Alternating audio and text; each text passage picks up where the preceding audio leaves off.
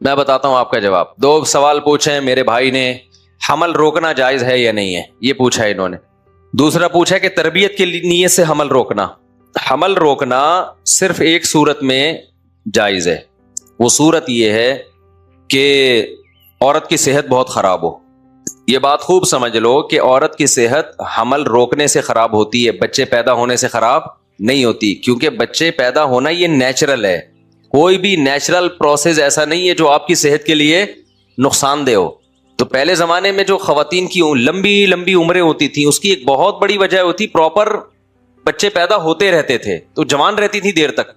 لوگ کہتے ہیں بچے پیدا ہونے میں تو اتنی انرجی عورت کی خرچ ہوتی ہے, اتنی انرجی یوٹیلائز ہوتی ہے, کمزور ہو جاتی ہے. یہ بالکل ایسا ہی ہے جیسے کوئی آپ کو ڈاکٹر بتا رہا ہو کہ جاگنگ کرنے سے صحت اچھی ہوتی ہے. آپ کہیں میں جب جاگنگ کرتا ہوں تو میری تو سانس پھولتا ہے اور میں ڈڈھال ہو جاتا ہوں. تو ڈاکٹر کہے گا کہ بھائی وہ وقتی طور پر ہے نا, لیکن پوری باڈی ریفریش ہوتی ہے کہ نہیں ہوتی. تو اسی طرح عورت جب بچہ پیدا ہوتا ہے اس کے وقتی طور پر اس کی بلیڈنگ ہوتی ہے, نڈھال ہو جاتی ہے, بچے کو فیڈ کراتی ہے, اس کی انرجی خرچ ہوتی ہے, لیکن آہستہ آہستہ یہ سب چیزیں کیا ہوتی ہیں, ریکور ہوتی ہیں, اور وہ بالکل اس کے سیل چینج ہو چکے ہوتے ہیں, دیر تک جوان رہتی ہیں. وہ یہ نظریہ A to Z غلط ہے کہ جس کے بچے زیادہ ہیں وہ نڈھال ہے, مر رہی ہے. غلط ہے. مینٹلی بھی خوش ہوگی, مینٹلی اور فزیکلی بھی وہ فٹ ہوگی, وہ عمر لمبی ہوگی. تو یہ جو فیملی پلاننگ والوں نے منجن بیچے ہیں نا کہ بچے زیادہ ہونے سے صحت خراب, اور یہ فضول قسم کی باتیں, اس کو ڈاکٹر نہیں مانتے جو ماہر ڈاکٹر ہیں, خود یورپ کے ڈاکٹر نہیں مانتے اس فلسفے کو. تو یہ تو منجن ہے جو نسل روکنے کے لیے بیچا جا رہا ہے. البتہ بعض دفعہ ایسا ہو سکتا ہے کسی خاتون کی صحت بہت زیادہ خراب ہو, ایسا بھی ہو سکتا ہے, وہ بہت زیادہ کمزور ہو تو وہ حمل کی متحمل نہ ہو, پھر حمل روکنا شرعن کیا ہے, جائز ہے وقتی طور پر. 2 وجہ سے جائز ہے. ایک تو یہ میں نے بتائی کہ صحت کا واقعی کوئی ایشو ہو تو پھر حمل روکا جا سکتا ہے, وقفہ کیا جا سکتا ہے. دوسرا یہ ہوتا ہے کہ تربیت کی بات نہیں ہے, سنبھالنے کی بات ہے. تربیت تو بچے زیادہ ہونے سے اچھی ہوتی ہے. تربیت کا جو مفہوم دنیا دار لیتے ہیں نا اسلام میں, وہ مفہوم نہیں ہے. دنیا دار کہے گا مجھے بچوں کو اسکول میں, سٹی اسکول میں پڑھانے کے لیے پیسے نہیں ہیں. یہ کوئی عیب نہیں ہے. آپ کے بچوں کے لیے سٹی اسکول میں, بیکن ہاؤس میں پڑھنا کوئی فرض نہیں, واجب نہیں ہے. جنت میں جانے کے لیے بھی ضروری نہیں ہے, اچھا انسان بننے کے لیے بھی ضروری نہیں ہے. بلکہ بہت سے تو لاکھوں روپے کی فیسیں دے دے کے اپنے بچوں کو جہنمی بھی بنا رہے ہیں اور بگاڑ بھی رہے ہیں. ہمارے پاس رو رہے ہیں آ کے, 2 ہی بچے تھے اور ہم نے پیسہ خرچ کر کے بگاڑا ہے باقاعدہ اسکولوں میں بھیج کے. اسکولوں میں بچہ سنورتا بھی ہے, بگڑتا بھی ہے. اس میں شریعت میں تربیت میں یہ داخل نہیں ہے. تعلیم ہے لیکن تعلیم کے لیے پیسہ ضروری نہیں ہے. سنبھالنا بعض دفعہ مشکل ہوتا ہے. سنبھالنے کا مطلب ایک عورت کے ٹوئنز پیدا ہو گئے, اب وہ بیچاری دونوں کو سنبھال رہی ہے, اسی دوران اگلے سال پھر 2 آ گئے, نہ کوئی آیا ہے گھر میں, نہ کوئی دائی ہے, نہ کوئی ماسی ہے. تو اس کو سنبھالنا کیا ہو رہا ہے, مشکل ہو رہا ہے نا. ایسے وقفہ کر سکتا ہے کہ بھائی میں 1-2 سال کا وقفہ کر لیتا ہوں, اس کے لیے سنبھالنا مشکل ہو رہا ہے. تو پہلی بات یہ بھی سمجھ لو کہ عورت کی بنیادی ذمہ داری ہے بچے سنبھالنا. آج کل 1-2 بچے کے بعد ہی سنبھالنا مشکل ہو جاتا ہے خواتین کے لیے. مرد تو سارے حقوق ادا کرے اور خواتین کہتی ہیں ہم پیڑے کھانے کے لیے آئے ہیں, ہم نے کچھ بھی نہیں کرنا.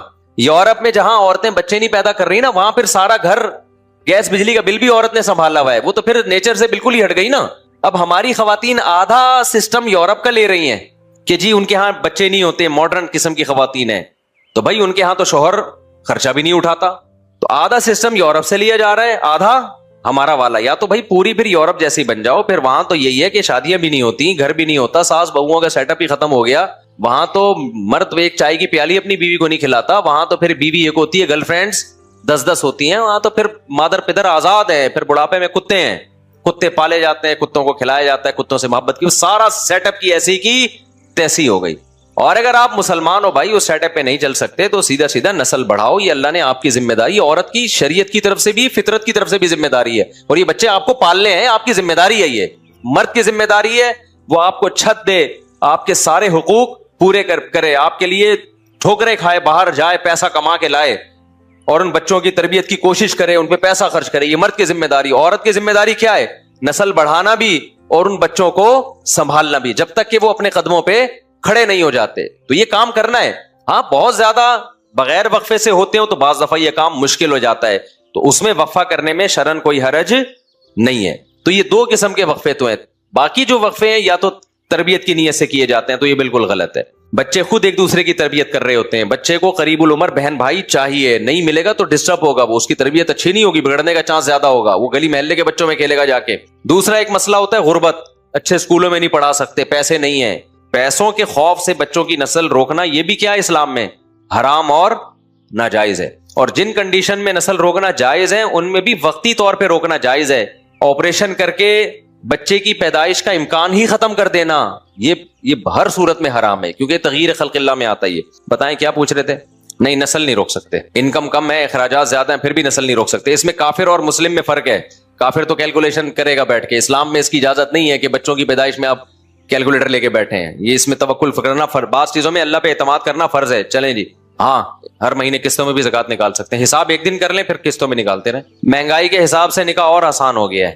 غربت مہنگائی میں نکاح اور آسان ہو جاتا ہے, کیونکہ بچیوں کے باپوں کو کھلانا مشکل ہوتا ہے اپنی بیٹیوں کو. لڑکیاں خود جاب کر کے مہنگائی میں گزارا, ان کو جیون ساتھی چاہیے ہوتا ہے, ہسبینڈ, تاکہ اس مہنگائی میں وہ ہمارے ساتھ خرچہ شیئر کرے. تو وہ زیادہ آسان. یہ بکواس ہے, فضول قسم کی باتیں. مہنگائی ہے تو نکاح کیسے ہوگا, اتنی تنخواہ میں نکاح کیسے ہوگا؟ بھائی تیری جتنی تنخواہ ہے تو اس سے کم والی تنخواہ میں نکاح کرنا جا کے.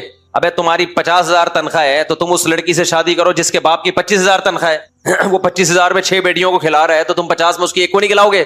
غریب جب ہو رہے ہیں تو سارے ایک ساتھ غریب ہو رہے ہیں نا. جو غریبوں کی بات کر رہا ہوں, بہت سارے ایک ساتھ غریب ہو رہے ہیں نا. یہ تو نہیں کہ اکیلے آپ ہی غریب ہو رہے ہو, پیٹرول آپ کے لیے مہنگا ہو رہا ہے, باقی پڑوسیوں کے لیے سستا ہو رہا ہے, ایسا تھوڑی ہے. چلو آگے. جو نکاح کرنے والے ہوتے ہیں نا, غربت مہنگائی کی بات ہی نہیں کرتے. وہ نسل بھی بڑھاتے ہیں, نکاح بھی کرتے ہیں. کس پہ توکل کرتے ہیں؟ اللہ پہ. اور اللہ بھی اپنا ہاتھ ایسے ان کے لیے کھول دیتا ہے, بچے بھی دیتا جاتا ہے, کھلاتا بھی جاتا ہے, خوشی بھی رکھتا ہے. اور جو کنجوس بیٹھ کے کیلکولیشن کرتا رہتا ہے, وہ کنجوس ہم نے دیکھے 45 سال 50 سال کے بڈھے ہو گئے اور نہ ان کے پاس پیسہ آیا کم, اور آیا بھی تو بے برکتی اس میں اب تک ویسے ہو. پھر ایک بیوی ان کی آتی ہے, وہی گنجا کر دیتی ہے ان کو. چلیں, نکاح کے بعد رخصتی, کیا نکاح ہی دیر سے نہیں کرنا چاہیے, پھر رخصتی دیر سے کرنا اور بری چیز ہے, غلط بات ہے. لیکن اگر ایگریمنٹ ہوا ہے رخصتی دیر سے کرنے کا, پھر اس ایگریمنٹ کی پابندی کرو. بعض لوگ کیا کرتے ہیں, لڑکی والوں سے ایگریمنٹ کر لیتے ہیں کہ 1 سال کے بعد رخصتی ہوگی, لڑکی والے بھی ان کے ایگریمنٹ کر لیتے ہیں, اس کے بعد اگلے دن سے شور مچانا شروع کر دیتے ہیں کہ اسلام میں رخصتی جلدی ہے. تو اس وقت تھی نا, تو ایگریمنٹ تو کیوں کر کے بیٹھا ہوا ہے؟ کیا روزے میں اگر بھاپ لے لی پھر صرف قضا ہے, کفارہ نہیں ہے. غرارہ کی ہے تو ہے جی قضا کرنی پڑے گی, اعتکاف کی گناہ بھی ہوگا, قضا بھی کرنی پڑے گی. جی نہیں ایسا نہیں. ویسے آپ زمین پہ بیٹھ سکتے ہیں نا, ٹانگیں قبلے کی طرف پھیلا کے, تو ایسے نماز پڑھا کریں. نہیں غلط ہے. وہ ہر کرسی والے کو کہنا کونے میں چلے جاؤ تو بڑا مشکل کام ہے نا, غلط کیا انہوں نے. جی کیا کرے؟ نہیں پڑھ, نماز میں نہیں ترجمہ پڑھ سکتے آپ, نماز ٹوٹ جائے گی. منت مانگنا آج کل یہ بڑا رواج ہو رہا ہے بھائی, لوگ منتیں مان رہے ہیں. ایک نے کہا کہ میں نے منت مانی کہ اگر جب تک میری شادی نہیں ہوتی میں مسلسل روزے رکھوں گا. زبان سے الفاظ دہرا دیے تو مسلسل روزے واجب ہو گئے. اب منت الفاظ سے اگر کوئی زبان سے ادا کر لے تو جو کہے گا وہ اس پر لازم ہو جائے گا.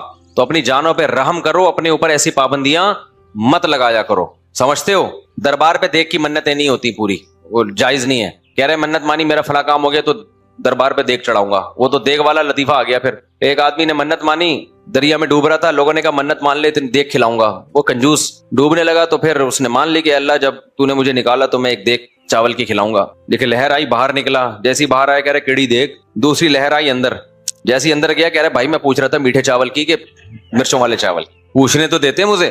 تو درباروں کی دیگوں کی منتیں منعقد ہی نہیں ہوتی ہیں, منت عبادت کی ہوتی ہے. درباروں پہ دیگیں چڑھانا بدعت عمل ہے, سمجھتے ہو؟ تو بدعت کی دیگ وہ نہیں ہوتی, منت نہیں ہوتی, نماز روزے کی ہوتی ہے. پرچے نہ رہ جائیں. آپ نے لکھے ہیں؟ اچھا ابھی آ رہا ہوں پرچوں کی طرف. معصوم آدمی ہے یار. نہیں ٹھیک نہیں ہے, اس میں پھر دلائل کسی وقت میں دوں گا انشاءاللہ. نبی صلی اللہ علیہ وسلم نے امہات کے خیمے اکھڑوا دیے تھے مسجد سے اعتکاف میں.